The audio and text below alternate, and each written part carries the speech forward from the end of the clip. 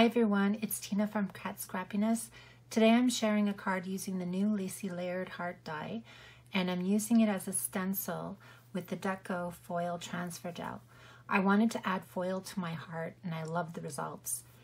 This is the card that I made using the following product. All the links will be listed below as well as on the blog. So these are the items that I'm using. The Lacy layered heart die, the I Love You from I Love Chocolate stamp set, the double stitched rectangle dies, the stitched sentiment strip dies, the heart sprinkles, and of course the Deco foil transfer gel. So let's get started. So the first thing you want to do is you want to die cut the pattern only because the die set also has the solid outline, but you just want the pattern one. And so I did die cut it, and what I did is I put it back inside because I want to use the Deco foil transfer gel. So what I did is I actually cut up little strips of Scotch tape and just put it back in there so that there would be no leakage. Before I apply the gel, the transfer gel to my cardstock, I went ahead and die cut the double stitched rectangle die, only because I'm worried that if I pass it through the die machine after I put the transfer gel on, it might flatten the surface. So now it's time to apply the heart stencil and to apply the gel. Okay. I'm using a palette knife to spread on the transfer gel, and I'm putting it on the back side because I find that for me, I have better control applying the gel. Now, I did put my heart on a slant because I don't want it perfectly straight, so I did want it on this angle.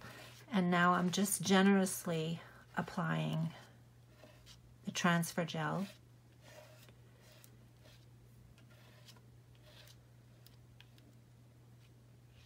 Being careful not to come off the white cardstock because I don't want any to go where it's not supposed to go.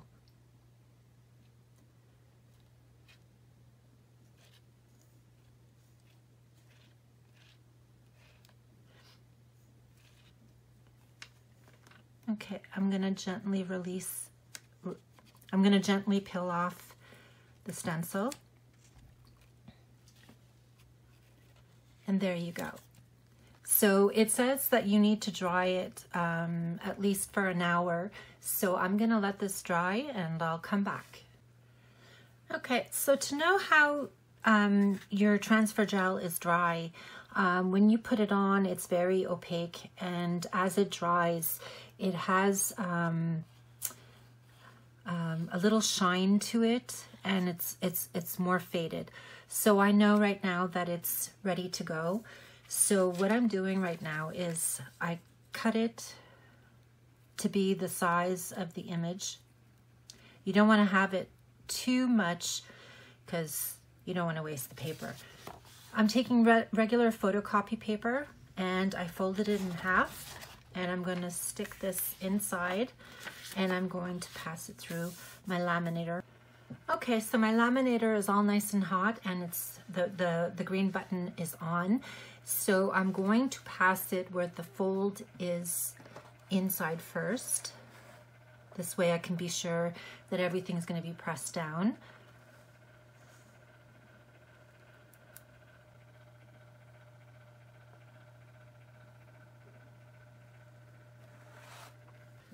Okay, so now I'm removing it.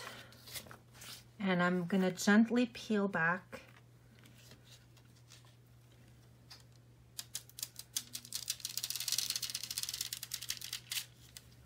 Look how beautiful that is.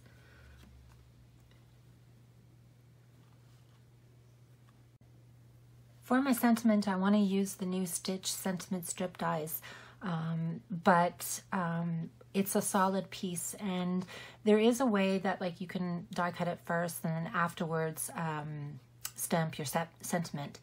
But I want to show you a trick that you can use to stamp before you die cut. So all I'm doing is taking a pencil and I'm outlining one edge and the bottom of the opposite.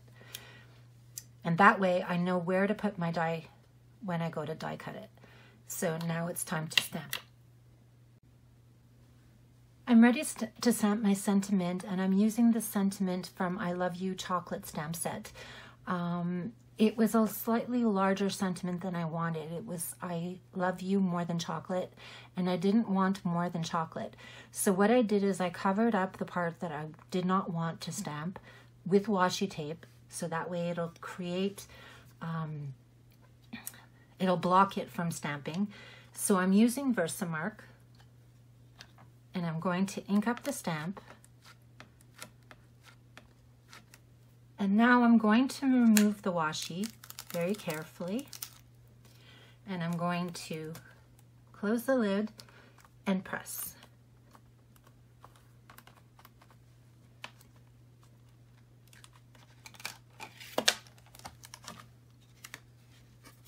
And now I have just the I Love You, and I'm ready to sprinkle some embossing powder. So I'm using Alabaster White from Brutus Monroe, and I'm going to sprinkle it on top of my inked sentiment.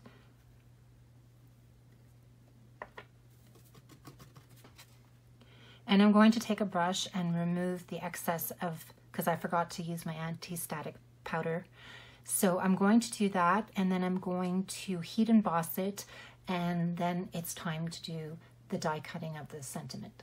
Okay, so it's stamped and I passed it through my die cut machine, and now I'm removing it, and look how perfect that is. So now it's time to put it to assemble a card.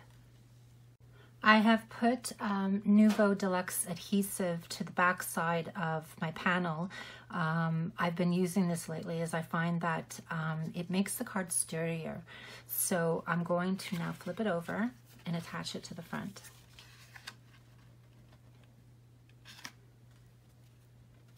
And what I like about it is that if you don't like the positioning, you can still have some wiggle room before it dries completely. So what I'm going to do at this point is place an acrylic block on top so I can make sure that it dries flat. For the sentiment, I decided to pop it up, so I'm using some foam tape and I'm removing the release sheet and I'm placing it over the heart, but not taking away from too much of the design. So there you go. Last but not least, I wanted to add some interest to the card.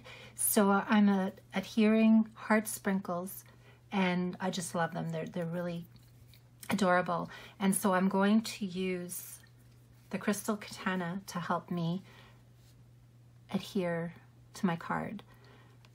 I'm very much of a klutz, and I found that this tool really helps me.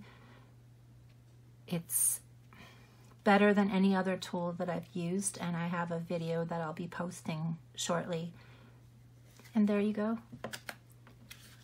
The I Love You using transfer gel, using your dies. So I hope you enjoyed today's card. To receive 10% off your order at Cat Scrappiness, use code TINA10 at checkout. Thank you for stopping by, and have a wonderful day. See you again next time. Bye.